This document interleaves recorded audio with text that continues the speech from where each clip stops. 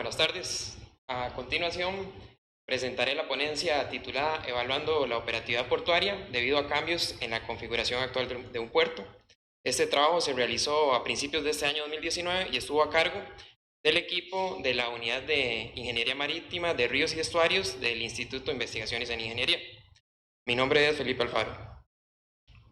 Esta presentación cuenta con los siguientes contenidos. Se va a iniciar hablando un poco de temas introductorios. Posteriormente se describe el procedimiento en la metodología.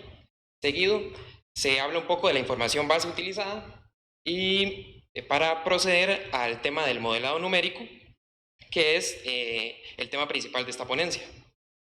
Y por último se discuten los resultados y las conclusiones. Entonces, a manera de introducción, lo primero que se debe mencionar es que las facilidades portuarias están sujetas a cambios en su configuración ante la respuesta de las situaciones que se dan conforme pasa el tiempo. Entonces, es necesario e importante planificar el diseño de las obras que se pretenden construir antes de realizar cualquier inversión. Es por esto que en esta ponencia se expone una metodología para evaluar la afectación que tiene la construcción de nuevas obras sobre operatividad portuaria de obras que actualmente existen, utilizando la herramienta modelado numérico. Esta metodología se aplicó a un caso real, aprovechando que Habdeba quiere desarrollar una marina turística en Puerto Limón. Entonces, para ubicar el proyecto espacialmente, lo primero que se tiene que recordar es que Puerto Limón se ubica en la costa caribeña del país, pero más en las proximidades de Puerto Limón se va a encontrar algunas particularidades importantes. Por ejemplo, se tiene Isla Huita, que esta representa una irregularidad natural muy importante a tomar en cuenta para el modelado numérico, ya que en esta zona la mayoría del oleaje proviene de la dirección noreste. Entonces, la isla representa una irregularidad o un obstáculo que protege al puerto de dicho oleaje. Este puerto Limón está constituido principalmente por dos muelles: el muelle alemán, que se encuentra en esta zona, y el muelle de cruceros. Estos dos muelles están actualmente en operación. Adicionalmente, en la figura se muestra un esquema de las obras propuestas. Se trata de diques rompeolas que se construyen para generar una zona de calma y ahí emplazar la marina. Todas estas inquietudes surgen a partir de que se podría pensar que el oleaje que venía de la dirección noreste, que antes se disipaba en esta playa, las ondas podrían sufrir una reflexión por parte de los nuevos rompeolas y parte de esa energía podría llegar a las dársenas que están actualmente en operación. Con respecto a la metodología, en este esquema se muestra parte del procedimiento que se utilizó. Entonces, se inicia con datos de oleaje calibrados. Estos datos se encuentran en un nodo en aguas profundas. Lo primero que se realiza es una propagación desde aguas profundas con un modelo numérico llamado SWAM. Esto porque resulta necesario trasladar esa información desde aguas profundas hasta las proximidades del puerto. Una vez que se tiene esta información cercano al puerto, se procede con un segundo modelado numérico, pero ahora con un programa recomendado para ser utilizado en aguas someras. Este programa, llamado Bus2D, tiene la capacidad de simular tanto la condición actual como la condición futura, es decir, incluyendo los diques rompeolas. Una vez que se tienen los resultados, se puede evaluar cuantitativamente cuál fue el efecto de colocar esos rompeolas. Con respecto a la información base utilizada, se utilizaron bases de datos de reanálisis del programa Waywatch 3 de la NOAA, y es importante mencionar que este trabajo se basa en una investigación que también fue realizada en IMARES, en donde esa base de datos se calibró con mediciones instrumentales. Entonces, lo que se hizo fue aprovechar las ventanas de tiempo, que son más cortas que la totalidad del registro, y calibrar esas pequeñas ventanas de tiempo, y luego, por medio de funciones matemáticas y funciones de transferencia, se puede calibrar la totalidad de la serie temporal. Entonces, en aguas profundas, ahora se cuenta con una serie de datos, pero ya está calibrada con mediciones instrumentales. Siguiendo la metodología de Camus propuesta en el 2013, él recomienda hacer una propagación únicamente de algunos estados de mar. Esto es una ventaja, ya que de lo contrario habría que propagar la totalidad de la serie de datos y eso conlleva un costo computacional demasiado alto. En términos generales, cuando se utiliza un modelado numérico, cuando se hace un modelado numérico de propagación de oleaje, se requiere cierta información básica. Entre lo más importante, se requiere la variable que va a funcionar como forzamiento del modelo. En este caso específico de Puerto Moín, la variable que predomina es el oleaje. Y como ya se mencionó, el oleaje que se utilizará es el del reanálisis del modelo WaveWatch 3, pero ya calibrado. Además, se cuenta con datos de marea astronómica provenientes del programa TOGA y otro insumo importante para el modelado es la información batimétrica. En este caso específico de Puerto Limón es una combinación entre la información de carta náutica y levantamientos batimétricos que ha realizado el MOP en la zona. Entonces, a partir de las series de datos calibrados en aguas profundas, se procede a realizar la propagación de oleaje para llevar la información en las cercanías del puerto. En este caso, se seleccionan o se ubican algunos nodos en donde ahora, por medio de la propagación numérica, vamos a tener los resultados de esa propagación en estos nodos. Por medio también de relaciones matemáticas, se puede reconstruir las series completas en estos puntos. Y eso es muy importante, ya que ya teniendo puntos cercanos al puerto, se puede realizar un amplio análisis estadístico. Entonces, el objetivo de esta primera propagación desde aguas profundas fue obtener un aumento en la resolución de los nodos en la información del oleaje. Entonces, en resumen, se tenía un dato en aguas profundas y el resultado es que ahora se tienen esas series de datos calibradas, pero en las cercanías del puerto. Teniendo estos datos, se puede proceder al modelado de la propagación, pero ahora en aguas someras. Entonces, en estos puntos, como ya se cuenta con las series de datos calibrados, para el caso específico de Puerto Limón, se utilizó el punto P2.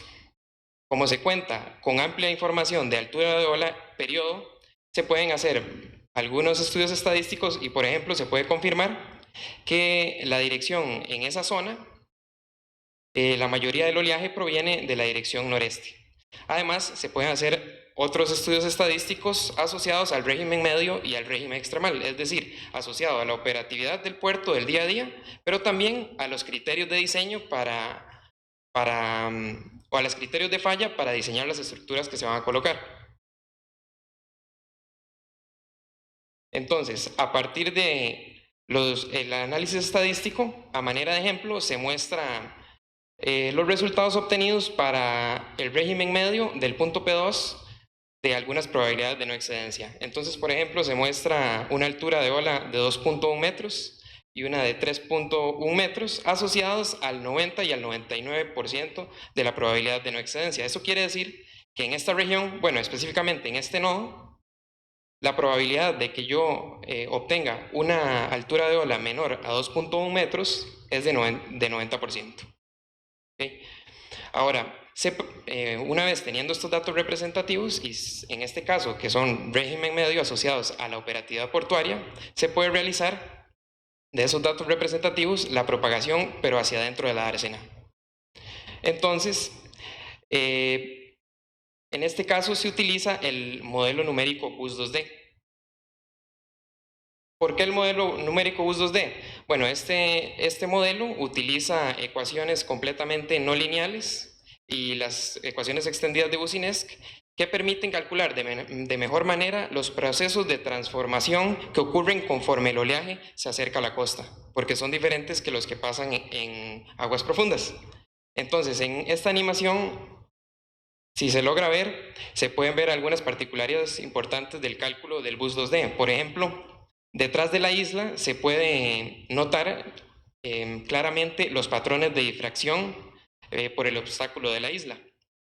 Además, Bueno, no se ve mucho por la animación, pero en la zona donde se quiere emplazar la marina, y esta es la condición futura porque ya incluimos los diques rompeolas, dentro de esta zona se encuentra una zona de calma, que es el objetivo que se quiere al colocar los rompeolas. Para realizar este modelo en aguas someras es necesario colocar algunos puntos de control. En estos puntos de control lo que es como instalar sensores virtuales que van a medir la perturbación del agua en el modelo que acabamos de montar. P1, punto de control 1, punto de control 2. El 1 y el 2 están en las zonas donde actualmente existen muelles en operación. Punto de control 1 está en lo que se llama el muelle alemán y el punto de control 2 en el muelle de cruceros. Por otro lado, también se incluyen unos puntos de control en la zona donde se quiere emplazar la marina. En esta condición, en donde ya se incluyen los rompeolas, se coloca un punto PC3 en la parte exterior del rompeolas, y ese es el que depende del caso que se elija. Los resultados nos van a dar el criterio de diseño de ese talud, que depende de la altura de ola que se encuentra ahí. Y también una corroboración que se hace colocando un punto en PC4. En ese punto se esperarían condiciones de calma porque ahí es donde atracan las embarcaciones. Parte de los resultados que arroja el modelo BUS 2D son datos de desplazamiento de la superficie libre, y entonces aquí se muestran algunas gráficas del ploteo de dichos datos. Consecuentemente, con los nodos que se colocaron y que mencionamos anteriormente, se tiene el punto de control 1 ubicado en el muelle alemán y punto de control 2 en el muelle de cruceros. Estos dos están actualmente en operación. Se puede ver cómo para la condición actual y la condición futura no hay una diferencia considerable, se mantiene bastante constante.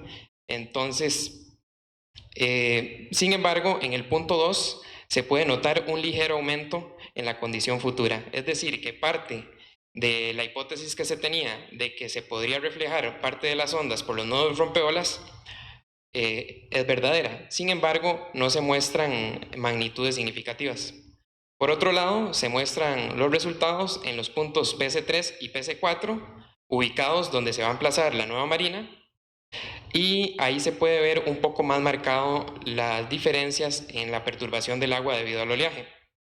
Incluso en el punto PC4 se puede notar que para la condición futura, es decir, la línea roja,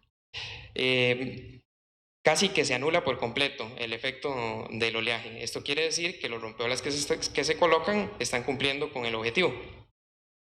A partir de estos datos de desplazamiento de superficie libre, se podría hacer un análisis en el dominio de la frecuencia o en el dominio del tiempo y sacar parámetros representativos de altura de ola y de periodo. Y estos parámetros son los que se utilizan para diseño y para determinar también las condiciones de operatividad en el puerto. A manera de ejemplo, se muestran algunos de los resultados numéricos, en este caso para probabilidades de no excedencia de 90% y 99%. Por ejemplo, en el punto PC2, por ejemplo, para la probabilidad de no excedencia del 99%, donde actualmente se encuentra una altura de ola de 70 centímetros, cuando se coloquen los nodos rompeolas y sufriendo parte de esa reflexión, la energía aumenta un poco y la altura de ola esperado en esos puertos en operación aumenta 10 centímetros. Sin embargo, no es significativo. Y bueno, acá hay más puntos que los que se tenían en la gráfica. Esto simplemente es porque en la gráfica no venían todos los que teníamos. Teníamos otros puntos de control ubicados en otros lugares. Pero el punto P5 es el punto que está dentro de la dársena.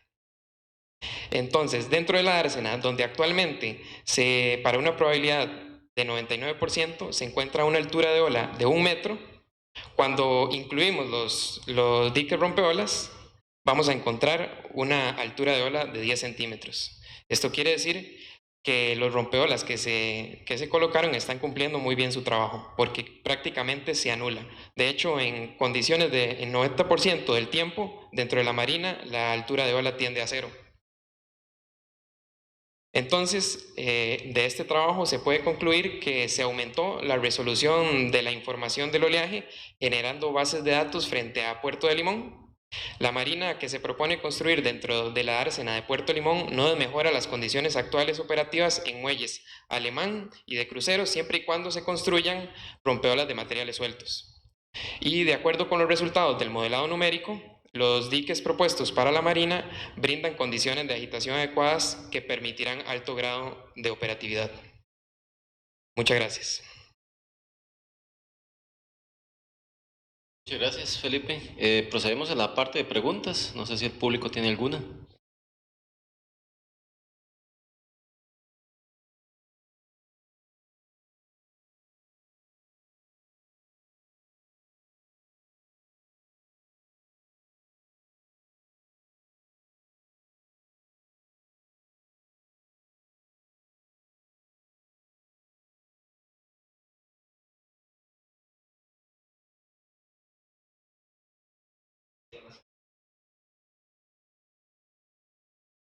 No le escuché el inicio.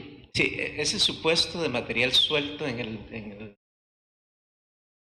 cambio del término, pero digamos, en la barrera que usted utiliza, supongo que tiene que ver con permitir que pase el agua y se disipe un poco más de energía, pero ¿tiene sentido, por ejemplo, hacer un análisis similar con material impermeable?